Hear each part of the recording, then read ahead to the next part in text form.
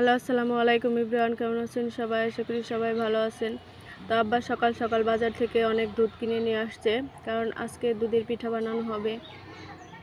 তো দুধগুলো আমরা ছেঁকে নিচ্ছিলাম। এখানে 10 কেজির বেশি দুধ ছিল। তো সবগুলো ছেঁকে নেওয়ার পরে এই যে দেখুন কত দুধ হয়েছে। তো এই সবগুলো এখন জাল করে নেওয়া হবে। তো জাল করার পরে দেখুন কত অল্প হয়ে গেছে। তো একটু ঘন করে জাল করতে হয়, তাহলে টেস্টটা ভালো আসে। তো আমার মা আর চাচাতো বোন আবার চুলায় পিঠা বানাচ্ছিল। তো মা পিঠা বানাচ্ছিল আর ওদিকে গুড় জাল দিয়ে দুধের পিঠাটাকে ভিজিয়ে রাখা হয়েছে। তো এদিকে পিঠা বানাচ্ছে, দুই চুলায় পিঠা বানানো হচ্ছিল, আর একটা একটা ভাজা হচ্ছে আর দুধ আর গুড়ের মধ্যে ভিজিয়ে রাখা হচ্ছে।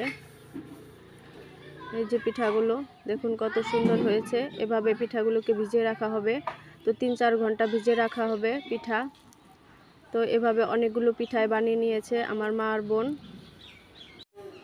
এই যে এভাবে অনেকগুলো পিঠা বানাবে। তো আমরা সব বোনেরা আসছি, এই জন্য আমার মা পিঠা বানাচ্ছে। এই যে দেখুন কত সুন্দর ফুলে গিয়েছে পিঠাগুলো। পিঠাটা খেতেও অনেক মজা হয়েছিল। তো আমি সকালে পিঠা খেয়ে নিচ্ছি। আজকে পিঠাটা খুবই মজা হয়েছে, একদম নরম হয়েছিল।